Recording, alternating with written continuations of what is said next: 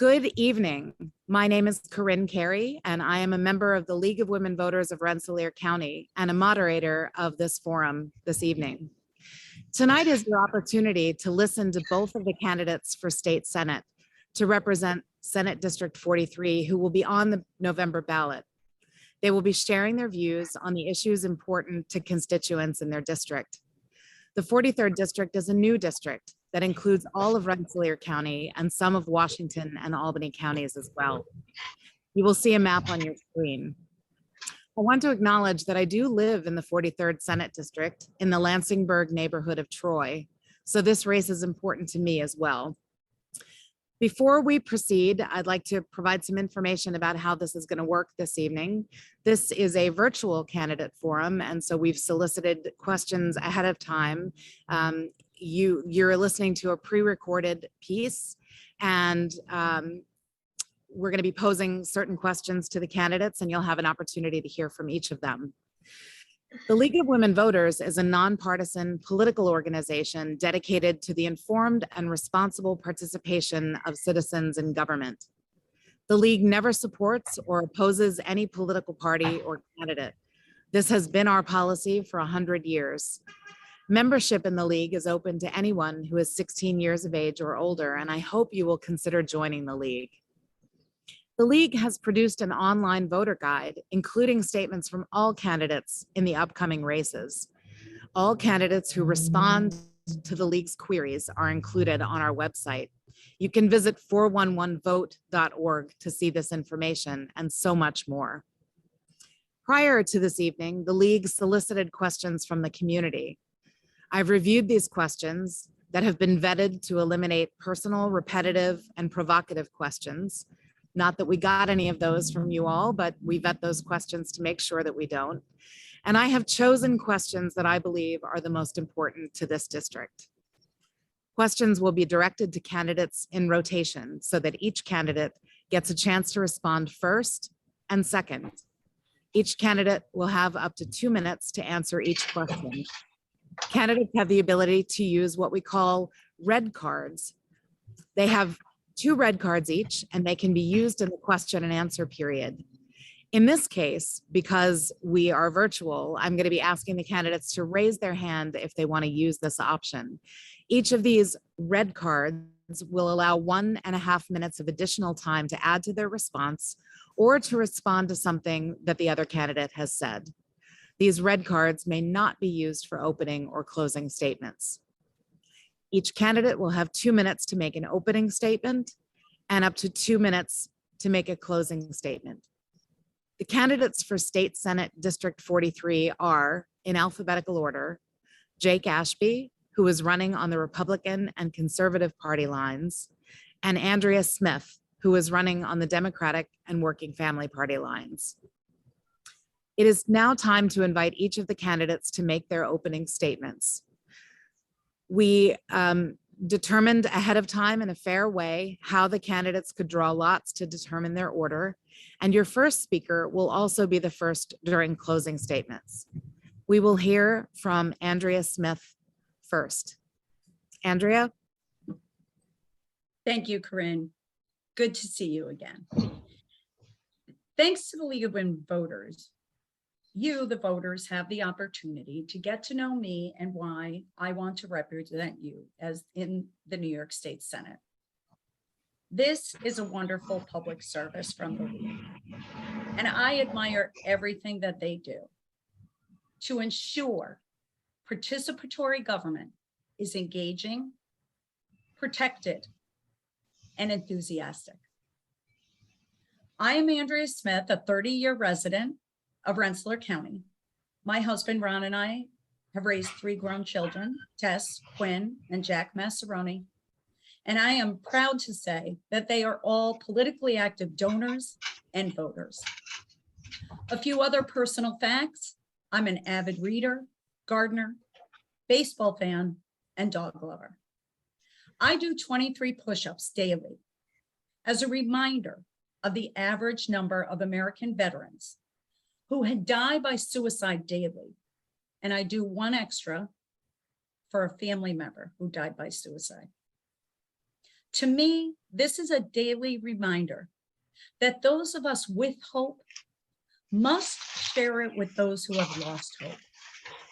I have hope, empathy, enthusiasm, and those are the personal strengths that I can bring to this community as an elected official. I have walked the halls of the state capitol for 30 years on behalf of nonprofit organizations, women and children, and community organizations. I've worked on hundreds of pieces of legislation that shape programs and services that many residents in my district have taken advantage of, including early intervention, summer youth employment, mental health benefits and Child Health Plus, and prompt pay laws that hold government accountable. I am Senate ready, and I will put my experience and enthusiasm to work for my constituents. Thank you, Andrea. Now we'll hear from Jake Ashby. Jake. Thank you, Corinne. Thank you to the League of Women Voters for hosting this forum. It's a privilege to be with you here today, and it's been a privilege to serve in the New York State Legislature for the last few years as your assemblyman. We're very proud of the record that we have. Serving in the Assembly, we've worked across party lines on a variety of issues to get things done. I remember when I first started, people asked, why would you want to do this? Why are you getting into it? And, for me, it's about public service. It's about being involved, and it's about serving the community that you belong to. And I grew up here. And even, a little bit about me and my background, I'm an occupational therapist by trade. I had my own practice for a little while. I taught at Maria College. I was in the Army for 8 years. And even during that time and before that time, I had to fight to serve. I was actually disqualified in MEPS for flat feet and a heart murmur. And at the time, I had to write my congressman. It was Michael McNulty, and helped get me on that track in order to serve. And I see this as an opportunity again, an opportunity to serve, an opportunity to bring balance back to New York. And we see our state at a crossroads right now and really out of balance in a lot of ways, whether it's crime, inflation, or division. We need leaders who are going to be willing to work together to put our state back on track and in the right direction, rather than polarizing statements and accusations. And I've demonstrated that commitment in the state legislature, in the Assembly, whether it was advancing veterans legislation, healthcare legislation, working with local leaders and local elected officials to get things done for our constituents. And I look forward to doing that in the state Senate as well. Thank you. Thank you, Jake, for that opening statement. And now we are ready to get to some questions from your prospective constituents. I'm going to start with a very general question first and direct this question to Andrea. And that question is, what are your top 3 legislative goals if you should be successful in winning this seat? Thank you, Corinne. So I am a fighter, and I will fight for freedom. I will fight for a fair share, and I will fight for families. And so within those topics, I will definitely make sure that women's rights and equal pay are a top priority for me. In addition, I will make sure that a fair share of state funding goes to upstate New York, and that we are as a priority, once again, in making sure that opportunity and economic opportunity are in every community in upstate New York. And lastly, I will continue the hard work and accomplishments that I have achieved on behalf of women and children in all types of housing, economic development, workforce development, health insurance, and childcare arena. Thank you, Andrea. And the same question for you, Jake. If you'd like me to repeat it, I will say, what will be your top 3 legislative goals if you are elected to this position?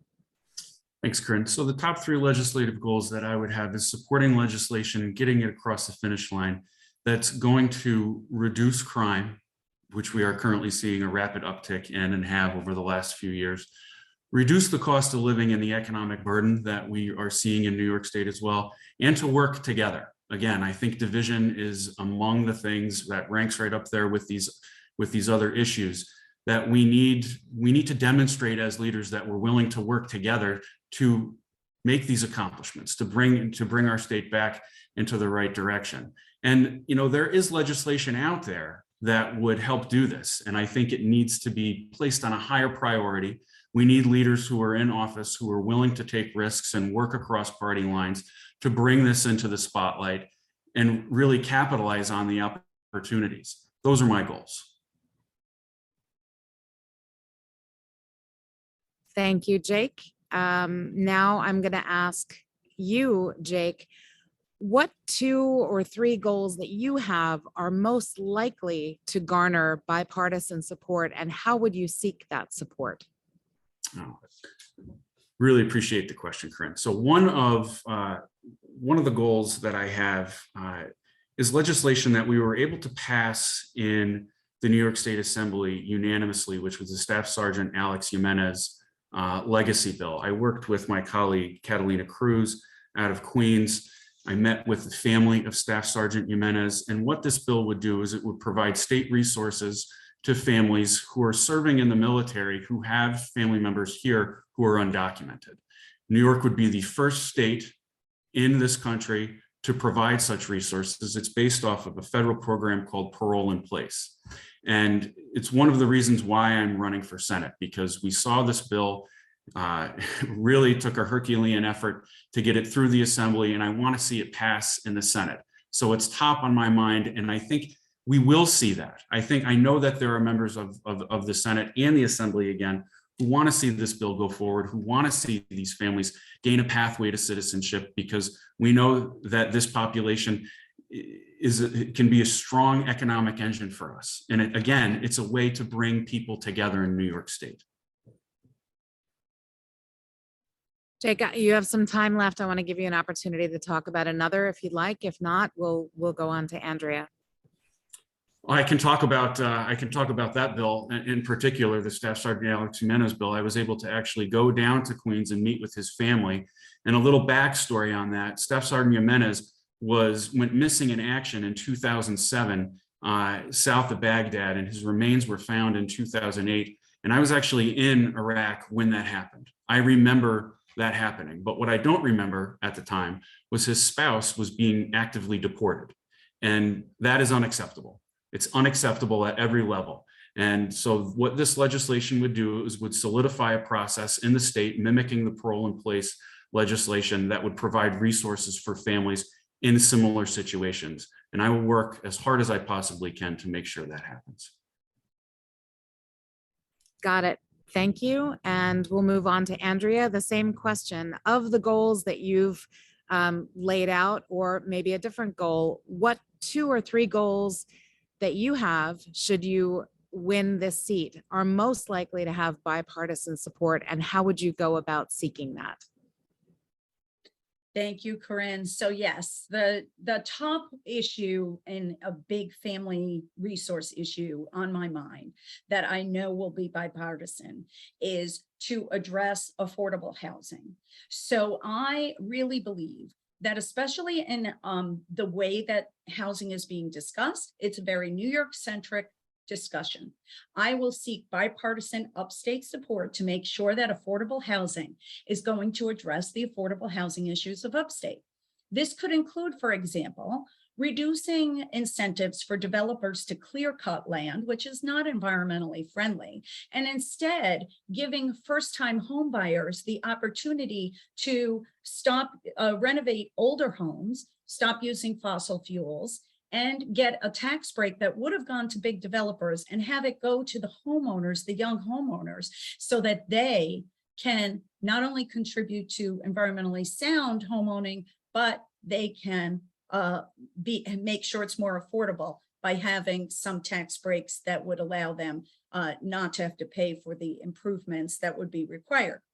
Secondly, I definitely feel that there are many areas in my priority that need to be readdressed. So, I am a person who, after years of having early intervention in place for 30 years, a piece of legislation I worked on, I realized as an advocate, it needed to be updated. I pledged to fix what isn't working in legislation. And I'll give you an example. We tied student performance to teacher evaluations, but no one envisioned COVID when that occurred. And we really need to revisit whether or not it's appropriate with our children in schools really struggling right now to make up for lost time and teachers having so many difficulties, whether or not that this is appropriate. You're muted, Corinne. Well, Andrea heard me. She reached time. Thank you. Thank you for that reminder. And thanks, Andrea. I love it when the candidates play by the rules and play together. Terrific. So we're going to move on to another set of questions about economics. And I'd like to ask Jake to start by answering the question. Oh, no, I'm sorry. We'll ask Andrea to start on this question. How would you support the rural farming communities of the district? Yes, Corinne, this is a very important issue right now, and one that I've spent a lot of time up in Washington County speaking with people about. Inflation is a massive burden on working families and the elderly, and many of our farmers are elderly, and they need immediate relief and more money in their pockets. So I will definitely take the 10 years that we are moving towards the 40-hour overtime issue to continually evaluate whether or not it's economically appropriate for farmers and farmland owners. For example, at the point where the budget may downturn and we may have to stop the subsidies that are supposed to hold the farmers level, at that point, I would advocate for freezing the movement towards the 40-hour overtime. We cannot afford to endanger our agricultural stewardship and weaken the agricultural economy, which was the third most robust economy, according to a recent Office of State Comptroller report in New York State. We have to make sure we preserve the farmland, that we conserve the farmland. I will support diversification of crops and farming use, so that we can identify more lucrative farmland usages so that farmers have a chance to improve their economic outlook. Thank you, Andrea. And the same question for you, Jake. How would you support the rural farming communities of the district should you win this seat? I would push for the repeal of lowering the threshold for overtime. I really believe that that is going to be a very, very detrimental policy. And talking with farmers across the district, and even the current assembly district that I have, in Columbia County, Rensselaer County, Washington County, it's clear that this is going to have a detrimental impact. And the process in which it went through, the deck was stacked against them in a lot of ways. And I think we're going to feel the repercussions of that. And even right now, when we talk about farming, the world has a national fertilizer shortage because of what's going on in Ukraine right now. And we need to be relying on our farmers more heavily and enabling them, pushing policies to do so. That's what I would be doing, and really leaning against and pushing for the repeal of these detrimental policies. Farming, dairy farming in this area, if you can think back just 15 years ago, was much more robust than what we have right now. And it's been detrimental economic policies that have been put forward that have really had a detrimental impact on our families and on our farms. And many of them are elderly, but there are young farms out there too who are trying to grow. There are farms that are being handed down through generations that, they look at this and they're saying, how are we going to be able to survive? And we need to be able to advance policy that is going to enable their future and the future of this area as well, for their farms to be able to be sustained. Dairy farmers, for example, are unable to set their price. It's one of those industries, sometimes in healthcare, it's like this too, where they're not able to set their own price. They are adherent to the regulators essentially setting their own price and have to make do. We need to do a better job in New York State of enabling our farmers and therefore just enabling and supporting our own community for future growth. Thank you, Jake. And I see that Andrea has invoked our red card system by raising her hand. So we're going to give Andrea 1.5 minutes to add to her answer or respond. Thank you, Corinne. Yes, I just would like to say that in my lifetime, I have weathered 3 major episodes of inflation. One of those in 1969 has had lifelong consequences for me personally. My parents had 6 children. They were struggling to feed us. My mother used powdered milk, and since then I have never drank a full glass of milk unless it was chocolate milk. But what I want to say is we need short-term solutions and long-term solutions, and I am committed to making sure that farmers have access to both. Thank you, Andrea. And now we will, I screwed up with my order. Now we're going to ask Jake to go first for this next question about how you would support the small businesses of the district should you win. Well, thank you, Corinne. And, you know, our small business owners have really carried a heavy burden for a long time in upstate New York. Me being one of them, I started my own occupational therapy practice in 2014, you know, while I was going through grad school, and got a firsthand education in how difficult that can be in upstate New York. And one of the policies that we just saw advanced by our governor was a surcharge that has to do with the number of employees that they have. And right now, I mean, this is essentially trying to balance the books on the backs of small business owners who've already done so much for us over the course of the pandemic. And so one of the things that I would do right off the bat was work to repeal that. And we've actually seen bipartisan support for this, right? We've seen North Country Democrats and some downstate Democrats call for the same thing. So I think that there is an element of bipartisanship here that we could get this done. Tax relief, again, is a huge issue for New York State. We need to encourage growth. We need to show that New York State is a place where people want to come to and want to stay, who want to not only keep their business here, keep their families here, and make it a place where they can continue to grow. Thank you, Jake. And now we'll hear from Andrea. Andrea, the question is, how would you support the small businesses of the district should you win this seat? Thanks, Corinne. So this economic turbulence that we are in right now is definitely related to a workforce shortage. And we have to, as a state, realize that 67% of the people born between 1946 and 64, the traditional boomer population, are no longer in the workforce. And so what we need to do to help small businesses is to incentivize locally sourced and locally produced products, possibly with tax incentives, possibly with subsidies, to make sure that they are able to replace the supply chain services that are being interrupted by the economy. And then we need to work on automation. Small businesses in rural areas cannot thrive without efficient high-speed broadband. And we cannot support work from home in small communities that might be supporting local businesses. And so we've got to make sure the fair share of broadband infrastructure funding goes to the upstate communities. And we need to make sure that we are addressing the workforce shortage by using automation and artificial intelligence to reduce the burden on the people who are still in the job. Quick example.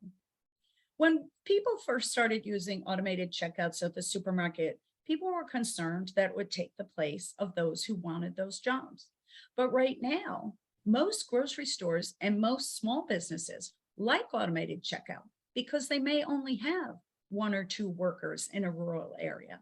That's just one example. There are also automated ways for people to fill out paperwork and to have it automated in the computer so they don't have to do a repetitive government report over and over again. And so I will fully support those incentives to make sure small businesses can take advantage of them. Andrea, thank you. And we'll move on to some questions about criminal justice reform next. And the first question here, the first responder to this next question will be Andrea. Recent reforms have been controversial in the criminal justice realm. What would you keep and what would you change? Yes, controversial would be an understatement. And I do believe that this is an area of bipartisan agreement. I do not support in any way reducing state funding to municipalities because that's how they fund their police departments. I fully support investments in 988. This is a new national initiative that will take responses away from law enforcement officials and for non-criminal crises like overdose and mental health crises, and make sure that the police and the law enforcement officials can stay on the job of reducing crime and taking illegal guns off the street and combating criminal offenses by putting in place trained professionals who can work through emergency situations to make sure that non-criminal emergencies aren't the primary work of our police departments. They have much to do and they don't need to be doing that type of work. So I support that reform, and that's one that I would definitely keep. I do believe, like I mentioned, that there are often laws that need to be updated and revisited.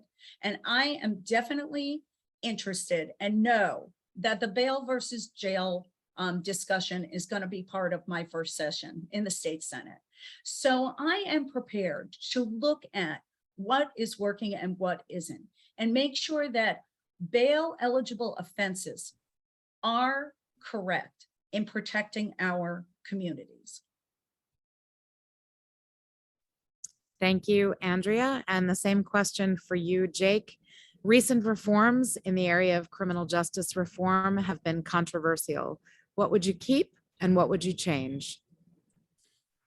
Well, I think what we should do is really push for a full repeal in these reforms. We've seen a very detrimental effect.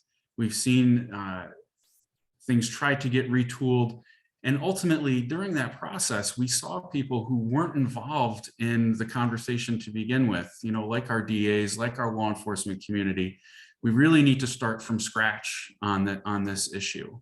And I think it ties in a little bit to an earlier question, Corinne, about small business. I mean, right now we're seeing our small business owners really being negatively impacted tremendously by the amount of crime in these areas. You have small businesses that have multiple locations or just one single location that are family run that are unable to run their businesses effectively right now. And people really fearing for their welfare and the welfare of their business. And we need to do a better job of crafting these laws and not just getting them done to check a box, to say that we hit this initiative, right? We need to make sure that they're a right fit for this. And, you know, I know that may seem counterintuitive necessarily with a call for full repeal, but we need to have the right people in the rooms, not just a couple people in one party, right? We need to have complete representation, or as complete representation as we can, to make sure that the policy and law is drafted and implemented the right way. One thing that I would like to see too is a peer-to-peer program that we've pushed for first responders and for law enforcement that mimics the Joseph P. Dwyer program for veterans. And this is something that, again, we've traveled throughout the state pushing for. And I think this speaks to creating the environment that, again, wants to support our law enforcement, support our first responders, rather than criticizing them and being critical of them at a time during the pandemic, which was way over the top and I think been very detrimental to the recruiting efforts and sustaining the current staffing levels that we've seen. We've seen an exodus in that. Jake, you're at time. Great, you're at time. Thank you.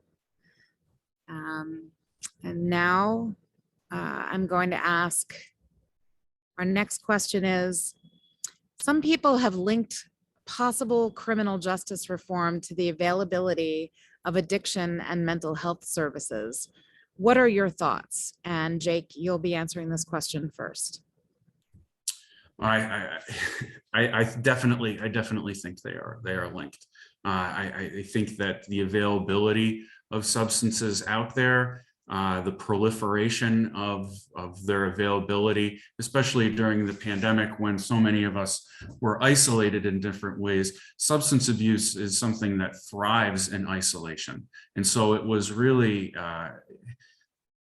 not a perfect storm. I don't want to use that analogy, but it was really an environment that was conducive for the acceleration of addiction in a lot of ways. And when there isn't a visible consequence and in the line that people see, and they're unable to get the help that they need because they're isolated or they're not in a position to really get the help that they need, the problem continues to grow. And that's what we've seen. And I've seen this among family, among friends that I have who are in recovery and trying to get help. I've seen this among law enforcement officers who I'm friends with. I hear about it. I hear about it again from small business owners out there who are saying, the people that are hanging around their shops and, you know, on the street are saying, I know these people need help. I want to help them, but I don't think they know exactly what that means, right? And so we need to come up with a more unified effort in trying to do this. And again, we need to show that when we enforce the law, that there are consequences for this. And some of the consequences are actually getting help and reaching out to those families and reaching out to that person to make sure that they're safe so that they can get better. Thank you, Jake. And now the same question for you, Andrea. Some have linked possible criminal justice reform to the availability of addiction and mental health services. What are your thoughts? Corinne, as a lifelong mental health advocate, I can assuredly say that the insufficiency of mental health services came long before any rise in crime. There has been the recent DCGS report said that crime had been declining for 9 consecutive years, while mental health spending obviously has not been at the same pace. So I can't say that in my professional opinion as a mental health advocate that I believe that the rise in crime is related to mental health. But what I will say is that the availability of mental health services is woefully insufficient. These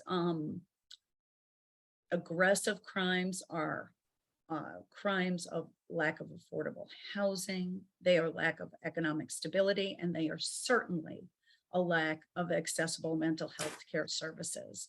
I was able to, in last year's budget, facilitate an $85 million investment in children's mental health services for those families that use Child Health Plus insurance.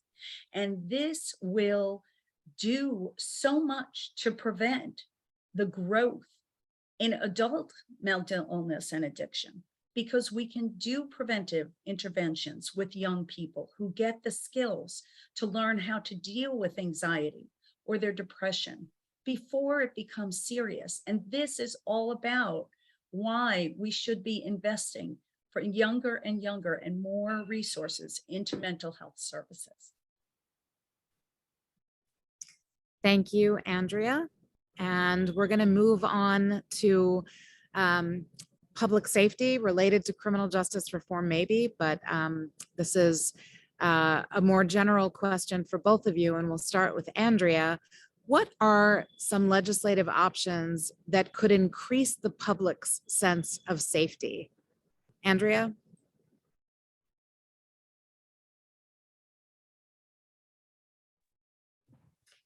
I'm sorry, something popped up on my screen and it startled me. I'm so sorry. So, you know, I've already said I completely oppose any defunding of law enforcement officials in any way. I totally believe that, you know, I will vote for initiatives that my constituents support. So, you know, I believe firmly that sensible gun control on illegal modifications of guns are an appropriate legislative discussion.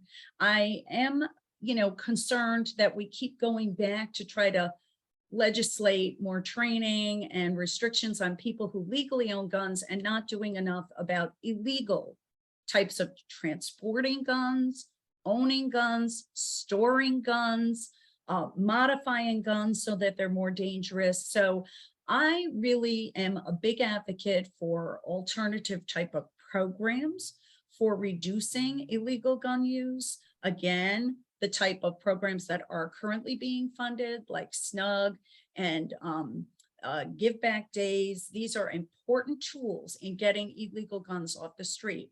But again, I stress, we need our law enforcement officials to be available so that, like the recent stop in Waterville, a common, car stop resulted in the confiscation of an illegal gun. And I praise our law enforcement officials for the work that they do to try to combat the proliferance of illegal guns.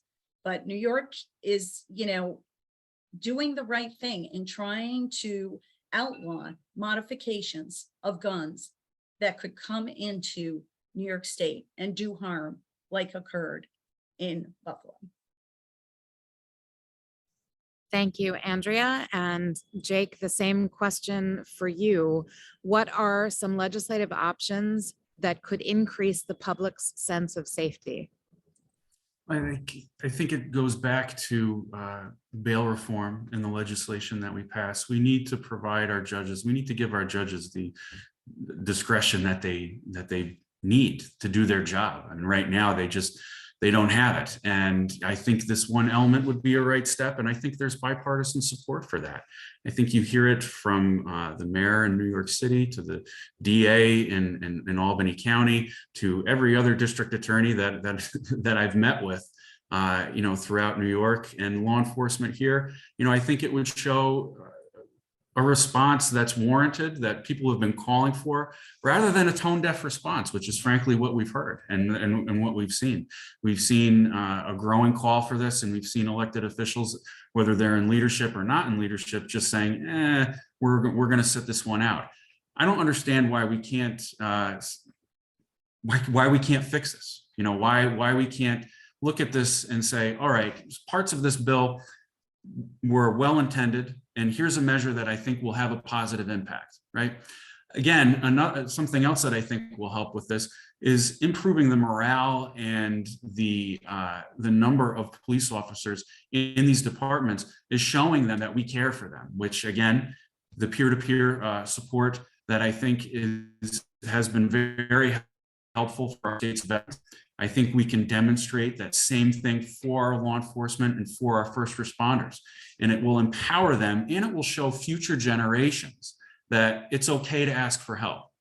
It's okay to get help outside of your department or from within your department, to lean on each other, which I think so many of us have been doing throughout the course of the pandemic. But I think our law enforcement especially have been riding this out in a way that's taken its toll. And that's evident when we look across the departments, whether even it's in rural communities, whether it's in urban communities, we see the numbers go down, and we need to do something about that.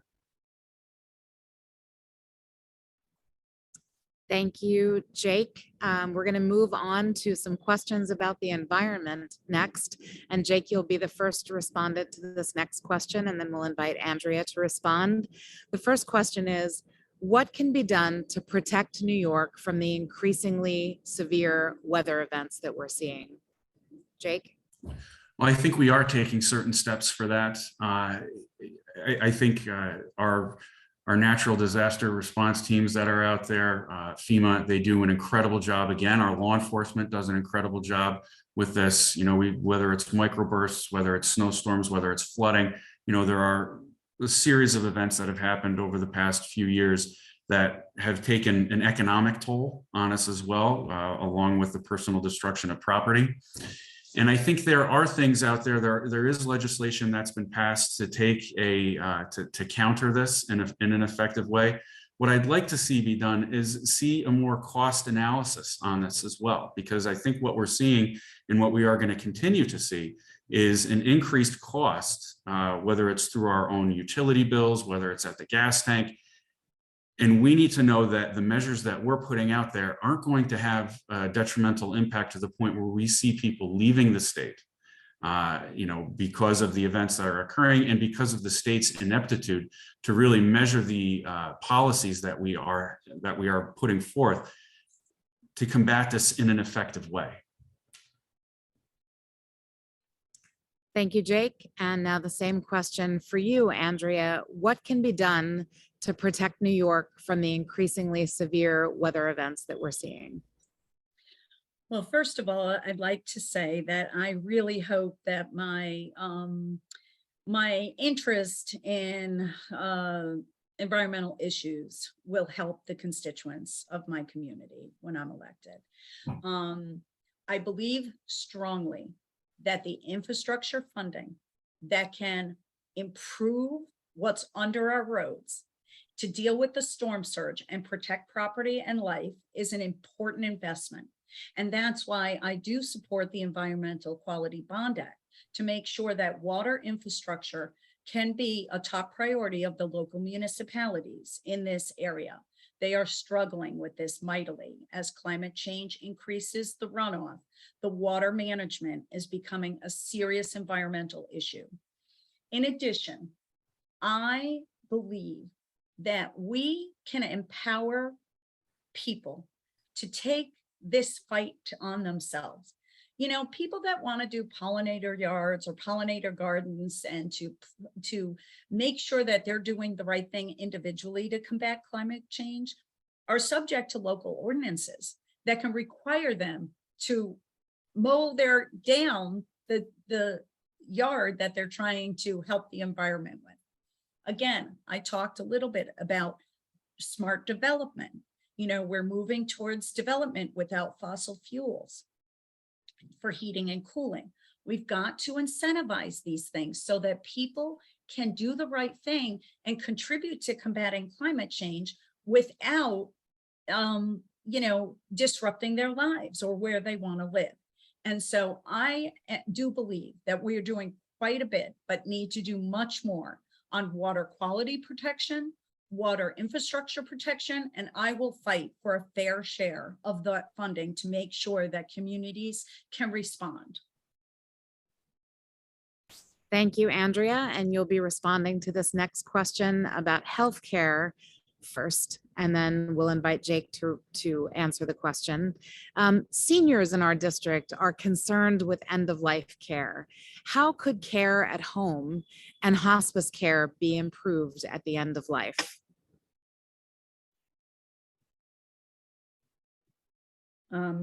So Corinne, I spent much of my early career at both the New York State Association of Counties and at the Home Care Association, working on the expansion of home care and, you know, the right sizing of facility long-term care. I think that going back, the workforce shortage is a huge barrier to providing end-of-life dignity and care. We are not paying women in the caring economy enough to incentivize these jobs appropriately for people who want to do the work.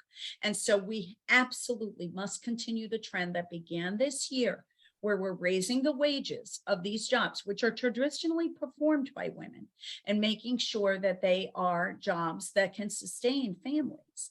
That way, in that way, the hospice providers and the home care providers will have the ability to expand their workforce and allow for more people to get the care in their home and not have to, by default, have their loved ones living in facilities. And we saw during the pandemic how, you know, detrimental to both mental health and health facility-based care can be. It's not for everyone, obviously, but we have to invest in home care and in hospice care. My father recently passed. One of the shortages we had, you know, from a distance in Florida was keeping him fully staffed with home care workers. And at the end of her life, my mother lived in a very rural area and she was dependent on hospice care. And my siblings would rotate the blanks in the hospice care to go down and take care of her. This is a women's issue. We care for our elderly. We are the people who are providing the care, and we have to do more to make sure that the businesses have the workforce. You're muted, Corinne. Andrea, thank you, and my condolences to you and your family on your losses. Jake, this question is next directed at you. I'll repeat it, that seniors in our district are especially concerned with end-of-life care. How could care at home and hospice care be improved? Well, first, Corinne, I want to extend my sympathies to Andrea. I'm very sorry for your loss. And in response to the question, this is something that is near and dear to me as an occupational therapist and as someone who practiced community-based OT. Working to expand people's independence in their homes is something that I've put a lot of effort into. And certainly we need to ensure better communication during discharge planning. I think that's something that we've seen really deteriorate. I think the pandemic had a profoundly negative impact on that. We saw length of stays increase and decrease in certain times to the point where people were leaving and going home with little instruction on how to do things, and their health rapidly deteriorated because they just didn't have the help that they need. And I think staffing is certainly part of that. And again, we need to create an environment for our healthcare workers to where they want to stay in New York, where we're not relying on travel agencies and people from not in the area coming here and performing duties and then 2 weeks or 3 weeks later leaving and having to pay them an inordinate amount of money, rather than the people that are organic to this area who know this area, who know the people, who know the community, who can have a higher impact. We need to develop policy to have that flourish. And one of the things that I've talked about is really trying to incentivize this through the education system. I think SUNY does a tremendous job, and a lot of other local institutions with nursing programs and personal care assistants and therapists. We need to incentivize them to stay in this area and really grow their families and grow their practices and being able to help the people in their community. And whether that's monetarily incentivized during their times as students, but I think it would be better for the people who are working as their preceptors in this area to gain a monetary incentive during that time. Thank you, Jake. And I'm going to move on to the next question, which is related to this. No one had their hand up, right, to add to that question? Okay. I'm going to add to this end-of-life question by asking about a piece of legislation that has been pending in the legislature, and that is New York's Medical Aid in Dying Act. And first, I'll ask Jake to respond. Would you support the pending legislation that would authorize medical aid in dying in New York? Corinne, I know this issue is very important to you, and we've spoken before about it, and I would not support it. I believe that all life is sacred from conception to death, and even during those times of immense struggle and suffering, I believe that life still has value. And what concerns me about the legislation, I believe that it is well written the way that it is, but I fear in the way that it would be altered over time. I fear in the way that it would change to the detriment of our culture and our society right now. And that's why I cannot support it at this time. Thank you, Jake. And moving on to Andrea, same question. Would you support legislation that would authorize medical aid in dying in New York? Corinne, this is such a personal issue, and I think, like other personal healthcare decisions, this requires the legislature to allow personal autonomy in their decision making. The law has to have the protections about, we have do not resuscitate laws. We have things that allow people to make decisions about how their lives will end. And we have laws about how life will begin. And these are such personal issues that I will vote my constituency on them, and if my constituents believe that personal autonomy and reduced government intervention in personal decisions is the right policy, then that's the way that I would vote. Thank you both. We're going to move on to a question about election reform next, and then this will be the last question, and then we'll move to closing statements. The question first goes to Andrea. Would you support the Board of Elections reform, giving the State Board of Elections more oversight over the county boards?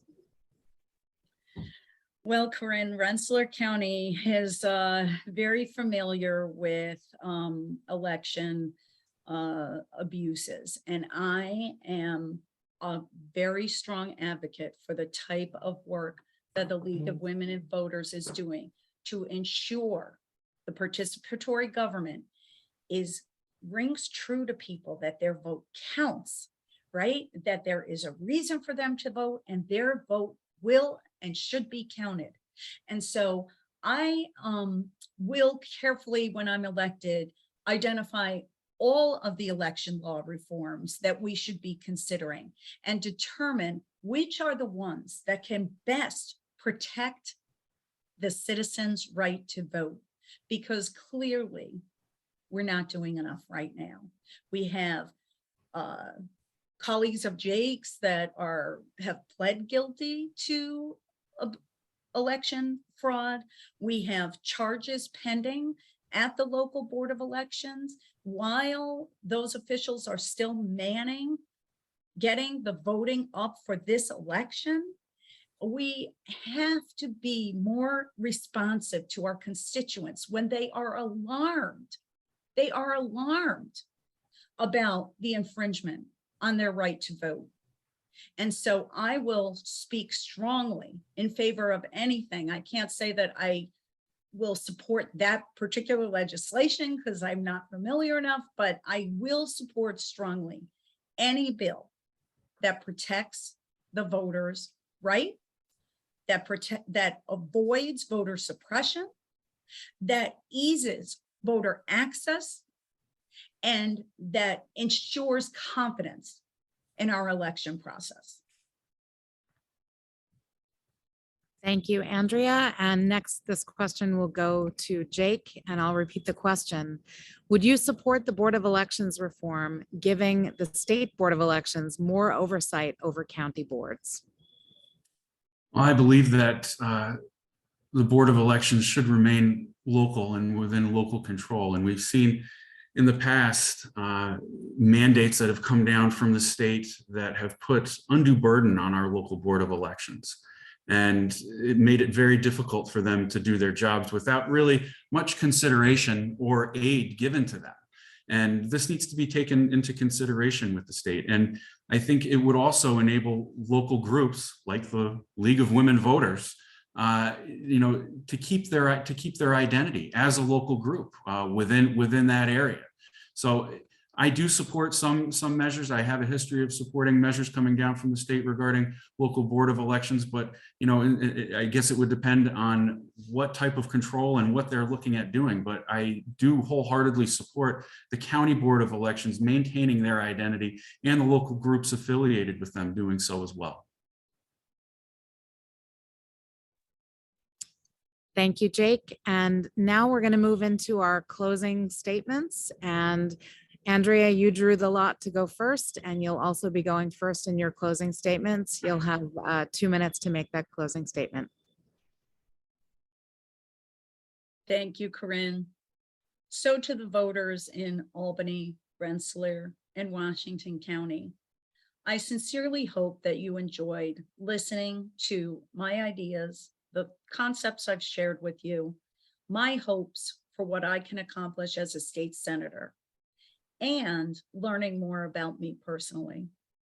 I've already begun speaking to sheriffs and DAs about the bail versus jail reform.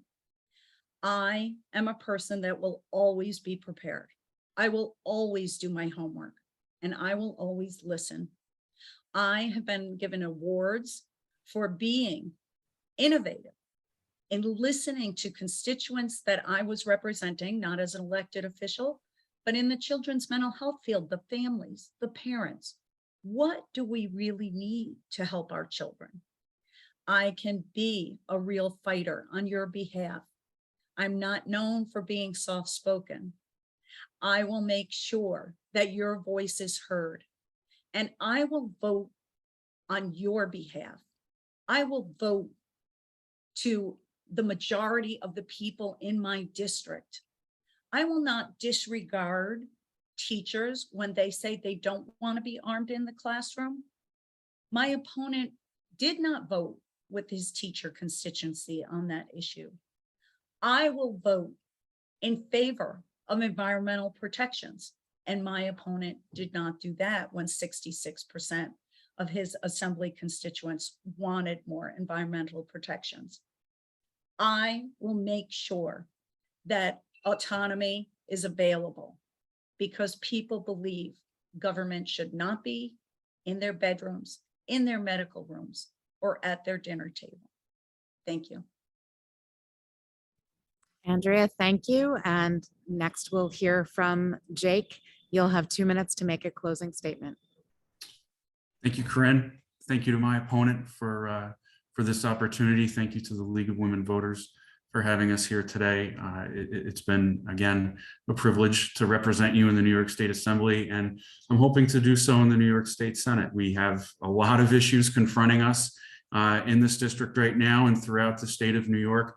And I think at the top of that list is inflation and economic instability, and then crime, and then division. And again, a lot of the policies and laws that I've worked on in the past in the Assembly stem the tide on division, really calling for working together, not divisive statements, not accusations, but really calling for a level of responsibility that I think has been absent in many ways in the state of New York over the last few years. And we need to respond to that.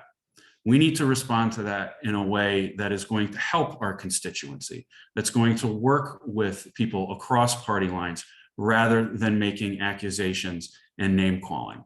And that's what I aim to do as your next state senator. Thank you. Thank you, Jake.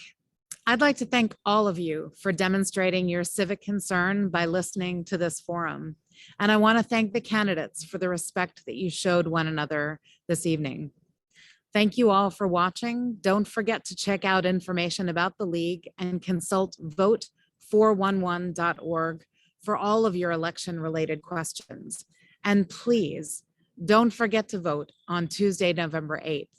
The polls are open from 6 a.m. to 9 p.m.